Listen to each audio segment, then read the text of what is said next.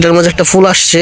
এই যে মরিচ গাছের পাতাগুলো হচ্ছে ফুলে যাইতেছে। আপনাদেরকে দেখানোর চেষ্টা করি। ছোট সাইজের টমেটো, বাট টমেটোগুলো অনেক ভালো। আমি হচ্ছে ছোট পরিসরে কিছু কৃষি করার ট্রাই করছিলাম। এগুলো আমি নিজেই করছি, আমার আগের জ্ঞান নাই ওরকম, বাট ফার্স্ট টাইম ট্রাই করছি। যাদের হচ্ছে অল্প জায়গা আছে বাড়ির আশেপাশে বা খুব অল্প, বাট নিজের যে আপনার ফ্যামিলির সবজির চাহিদা ওইটা যদি আপনি ফিল আপ করতে চান, চাইলে এমন ছোটো পরিসরে হচ্ছে আপনি ফসল ফলাইতে পারেন। দেখেন এখানে আমি অল্প পরিসরে ফার্স্টে হচ্ছে বেগুন গাছগুলো লাগাইছি।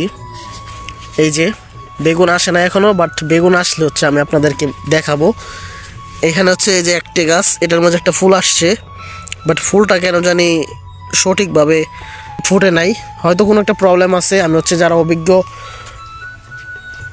কৃষক আছে তাদেরকে হচ্ছে জিজ্ঞেস করে দেন হচ্ছে আমি দেখি কোনো একটা যেই বিষ বা সার যেটাই লাগে আমি দিব। এমনি গাছ দেখতে অনেক সবল আছে, দেখতে অনেক বেশি সবল আছে। পাশাপাশি আমি এই সাইডে হচ্ছে অল্প একটু টমেটো গাছ লাগাইছি।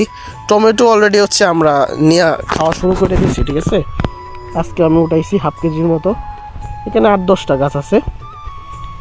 পরে আবার এখানে কিছু মরিচও করছি। এই যে মরিচ লাগাইছি, মরিচ ধরতেছে। এই যে মরিচ। আপনারা কিন্তু চাইলে যাদের হচ্ছে অল্প জায়গা আছে বাড়ির আশেপাশে, চাইলে এরকম অল্প জায়গাতে হচ্ছে যদি চেষ্টা করেন, আপনারা কিন্তু এই ধরনের যে সবজিগুলো আছে চাইলে ফলাইতে পারবেন। পরে হচ্ছে লাউ করছি, এদিকে মিষ্টি লাউ, এগুলো হচ্ছে মিষ্টি লাউ ক্ষেত। এই যে মিষ্টি লাউ গাছগুলোতে ফুল আইসা পড়ছে। এই যে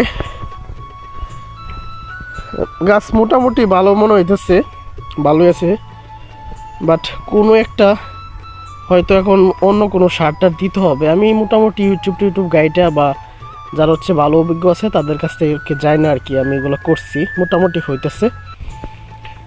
লাউ গাছে মনে করেন গাছগুলো কিছু গাছে এরকম এখনো ফলন হয় নাই বা লাউ হয় নাই, বাট গাছের পাতাগুলো হচ্ছে ফুলে যাইতেছে, হলুদ হয়ে যেতেছে। এখানে কি কোনো বিষ বা সার কি দেওয়া লাগতে পারে, যদি কেউ অভিজ্ঞতা থাকেন অবশ্যই একটু আমাকে হেল্প করবেন, কমেন্ট করে জানাবেন। এই যে মাটি যথেষ্ট নরম আছে এখনো। তাহলে এদিকে লাউ, পরে হচ্ছে এদিকে মরিচ, দেন হচ্ছে টমেটোগুলো অবশ্য অনেক ভালো। এই যে আপনাদেরকে দেখানোর চেষ্টা করি, ছোট সাইজের টমেটো, বাট টমেটোগুলো অনেক ভালো।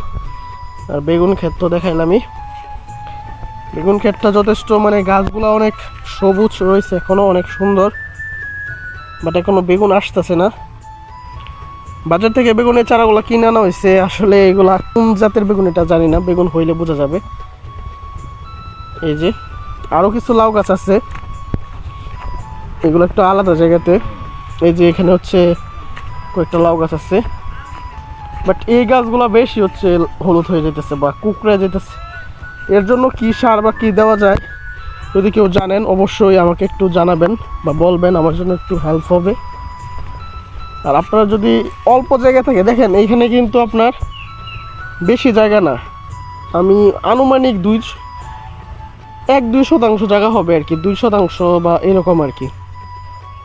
এইখানে হচ্ছে আমি যে কৃষিটা করছি নিজে ট্রাই করে লাগাইছি,